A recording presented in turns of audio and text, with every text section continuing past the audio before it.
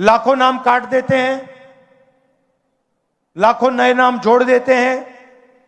Election commission इनके control में है, ब्यूरोक्रेसी इनके कंट्रोल में है, और ये सोचते हैं कि इनका राज अब रुक नहीं सकता।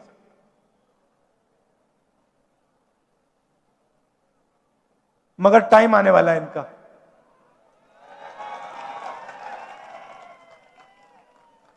आप देख लेना, इनका टाइम आने वाला है। क्योंकि जनता को यह बात समझ आ गई है कि नरेंद्र मोदी जी, अमित शाह जी देश को बेचने का काम करते हैं। Airport, ports, infrastructure, power plant, अब निकोबार आइलैंड में मतलब पूरा का पूरा वहां पे बेच रहे हैं अदानी जी को। तो जनता को बात समझ आ गई है, इलेक्शन चोरी होता है और फिर आपका धन आपसे छीना जाता है, अदानी अंबानी को पकड़ाया जाता है। मैंने आपसे पूछा कि हरियाणा में सबसे बड़े मुद्दे कौन से हैं। आप हजारों किलोमीटर चले हो और आपने कहा कि हरियाणा में सबसे बड़ा मुद्दा बेरोजगारी का मुद्दा है। और ये सिर्फ हरियाणा की बात नहीं है, पूरे देश में बेरोजगारी फैल गई है। युवाओं को रोजगार नहीं मिल सकता है, डिग्री मिल जाती है, प्राइवेट यूनिवर्सिटी में, कॉलेज में डिग्री मिल जाती है, मगर फिर रोजगार नहीं मिल सकता। छोटी industry, small medium size industry सारी की सारी बंद हो गई। सीधा सा मॉडल है, अदानी अंबानी जी को देश का धन दिया जाता है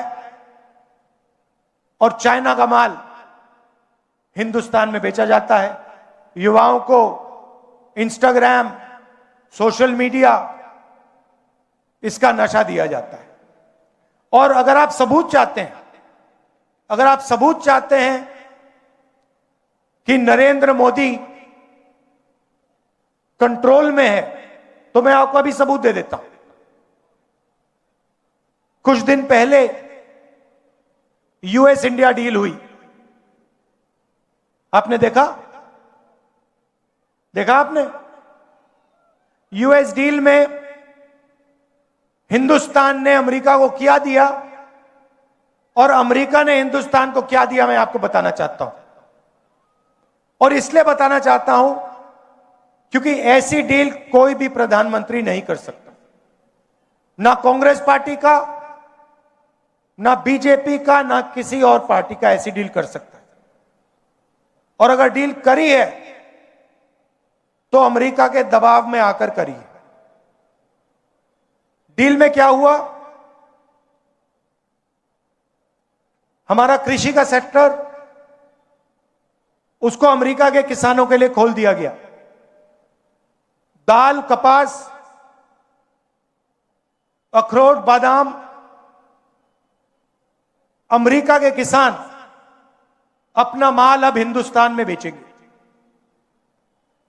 उनके हजारों एकड़ के खेत होते हैं, मैकेनाइज्ड खेत होते हैं, हमारे छोटे खेत होते हैं। हिंदुस्तान के सारे किसान बर्बाद होने जा रहे हैं। पहला काम नरेंद्र मोदी ने यह किया। दूसरा काम, नरेंद्र मोदी ने डोनाल्ड ट्रंप से कहा कि 9.5 लाख करोड़ रुपए का माल हर साल हम अमेरिका से खरीदेंगे। मतलब हमारे सारे के सारे कारखाने, सारी फैक्ट्रियां, स्मॉल मीडियम इंडस्ट्री सारी की सारी बंद हो जाएगी, अमेरिका का माल हिंदुस्तान खरीदेगा। तीसरी बात, और शायद सबसे खतरनाक बात, नरेंद्र मोदी ने अमेरिका से कहा कि हम उन्हीं से तेल खरीदेंगे जिनकी परमिशन आप हमें दोगे। आपसे पूछे बिना हम किसी से तेल नहीं खरीदेंगे, चाहे सऊदी अरेबिया हो, वेनेजुएला हो, इराक हो, ईरान हो। हिंदुस्तान तेल खरीदेगा तो अमेरिका से पूछकर, डोनाल्ड ट्रंप से परमिशन लेके खरीदेगा। और चौथी बात, आपका सारा का सारा डेटा, जो आप बातचीत करते हो, मैसेजेस भेजते हो, आपका मेडिकल डेटा, अस्पताल में आपका जो डेटा है, सारा का सारा नरेंद्र मोदी ने अमेरिका को पकड़ा दिया है। तो ये 4 चीजें नरेंद्र मोदी ने अमेरिका को दी। हिंदुस्तान को क्या मिला? हिंदुस्तान को कुछ नहीं मिला, जीरो, कुछ नहीं मिला। हमारा टैक्स बढ़ गया, उनका टैक्स जीरो हो गया, हमारा डेटा गया, हमारा कृषि का सेक्टर गया, हमारी ऑयल सिक्योरिटी, एनर्जी सिक्योरिटी गई, हमारी इंडस्ट्री बर्बाद हो गई। अमेरिका का कुछ नहीं गया। इसके 2 कारण हैं और मैं आपको साफ बता देता हूं। सबसे पहला कारण, आपने नाम सुना होगा एप्स्टीन का, सुना है? 30.5 लाख एप्स्टीन की फाइल्स अमेरिका में पड़ी हुई है। नरेंद्र मोदी की पूरी हिस्ट्री, उसका चरित्र उन फाइलों में है और डोनाल्ड ट्रंप यह बात जानता है, समझता है। डोनाल्ड ट्रंप खुल के कहता है, मीडिया में खुल के कहता है, अपने ट्विटर पे खुल के कहता है कि नरेंद्र मोदी के करियर को मैं 1 मिनट में खत्म कर दूंगा। और दूसरा काम, अदानी कंपनी पर अमेरिका में केस लगा रखा है, क्रिमिनल केस। अदानी जी हिंदुस्तान के सबसे बड़े बिजनेसमैन हैं, अरबपति हैं, मगर हिंदुस्तान से बाहर नहीं निकल सकते, क्योंकि जैसे ही हिंदुस्तान से बाहर जाएगा, अमेरिका में इस पर केस है, क्रिमिनल केस है, इसको पकड़ के ये ले जाएंगे। और ये केस अदानी पे नहीं है, ये बात आप समझिए, ये केस नरेंद्र मोदी पर है, क्योंकि नरेंद्र मोदी और अदानी एक है। कंपनी का नाम अदानी है, कंपनी का नाम मोदानी होना चाहिए। और ये पूरा देश जानता है, पूरा देश जानता है कि बीजेपी का फाइनेंशियल सिस्टम, बीजेपी का फाइनेंशियल स्ट्रक्चर अदानी है, और ये डोनाल्ड ट्रंप को भी मालूम है। इसलिए उसने केस लगाया है और हिंदुस्तान के प्रधानमंत्री को कॉम्प्रोमाइज कर दिया है। नरेंद्र मोदी चू नहीं कर सकता है बिना डोनाल्ड ट्रंप के परमिशन लिए। डोनाल्ड ट्रंप अगर इससे कहेगा तू जंप मार, नरेंद्र मोदी जंप मारेगा। यह हिंदुस्तान की सच्चाई है। और आप लिख के ले लो, आप लिख के ले लो, ये जो नरेंद्र मोदी है, जो आज हिंदुस्तान के प्रधानमंत्री हैं,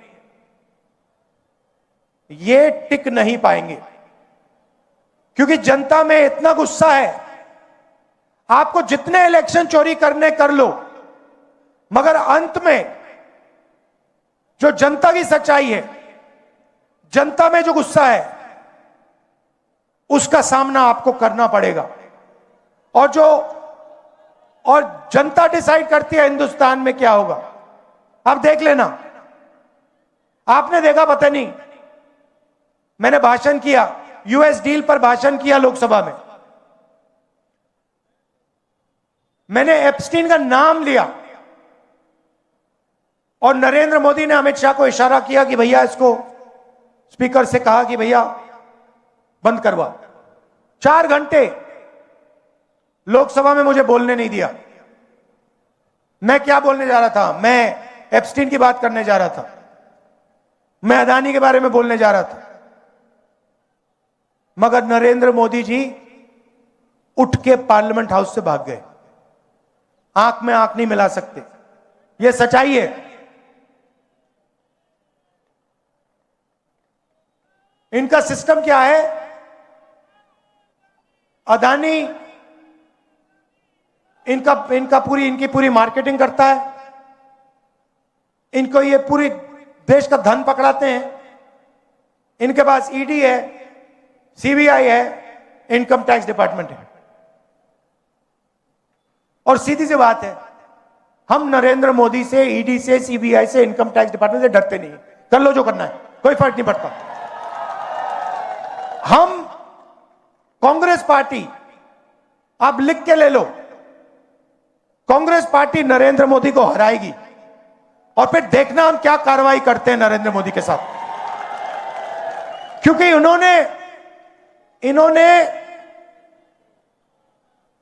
देश पर आक्रमण किया है, लोकतांत्रिक सिस्टम पर आक्रमण कर कर इन्होंने अंबेडकर जी के संविधान पर आक्रमण किया है। संविधान पर आक्रमण किया है और आपका जो हक है, देश की जनता का जो हक है, जो संविधान में लिखा है, लोकतंत्र आपका हक है, उस पर आक्रमण किया है और लोकतंत्र को इन्होंने खत्म किया है। हम इस बात को नहीं भूलने वाले हैं, चाहे कुछ भी हो जाए।